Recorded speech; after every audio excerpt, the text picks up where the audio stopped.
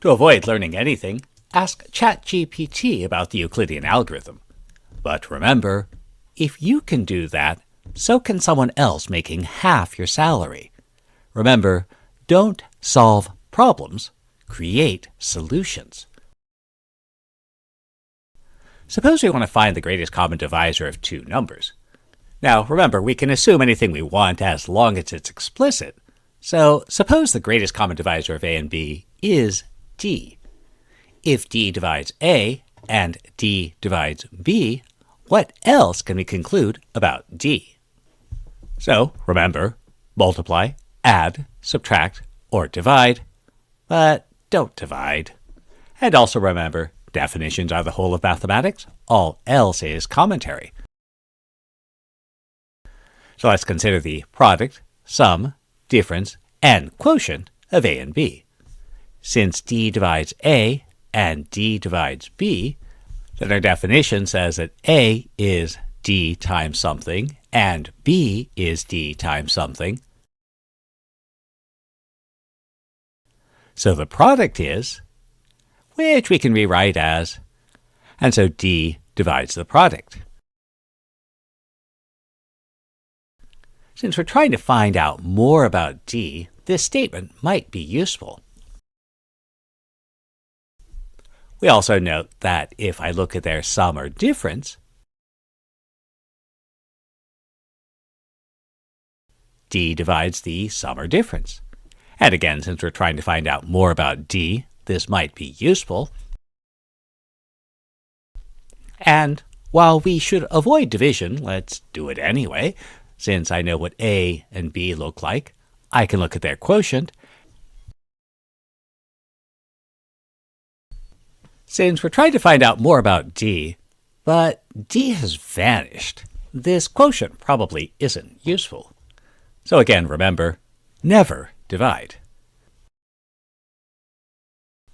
So it appears that the product, sum, and difference of A and B might tell us more about D. So now let's think about this. Remember, concrete doesn't hurt. Suppose D is the greatest common divisor of, two randomly picked numbers. Then D will also be among the divisors of their product. But it seems harder to find the divisors of this number, so this might not be a useful direction to go. D will also be among the divisors of the sum and difference. And of all these possibilities, it seems easiest to find the divisors of the difference, so that suggests a good starting point.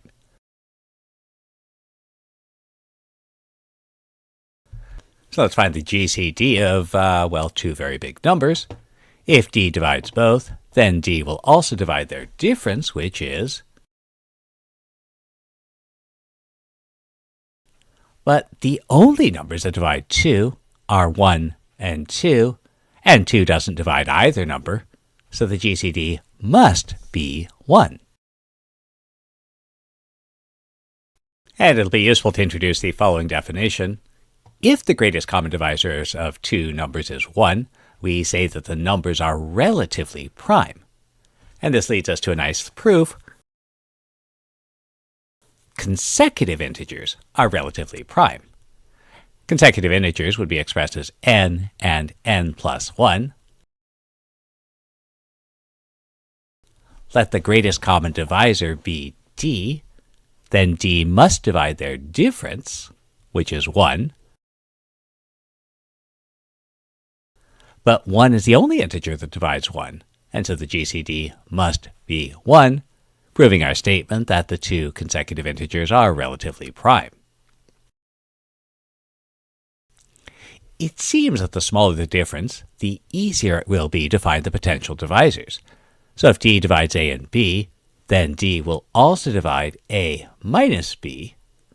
But this means that D divides both B and A minus B, so it'll divide their difference, A minus B again, or A minus 2B.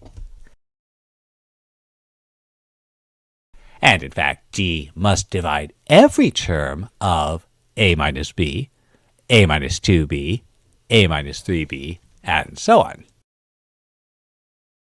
So we could try to find the greatest common divisor of two numbers. Suppose d divides both, then d also divides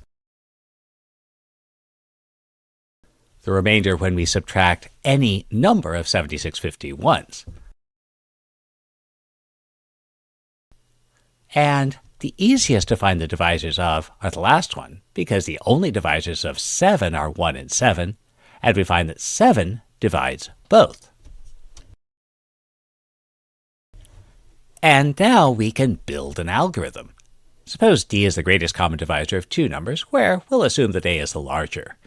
Then d has to divide all of a minus b, a minus 2b, and so on. While the sequence is potentially infinite, we might consider the least positive value. For convenience, we'll let r be a minus qb, and if r is in fact the least value, then it means we can't subtract b again, so r has to be somewhere between 0 and b. And so, rearranging things a little bit, a must be qb plus r, where r is between 0 and b. And remember, definitions are the whole of mathematics, all else is commentary. This statement here shows up in our definition of whole number quotients. Let a and b be whole numbers.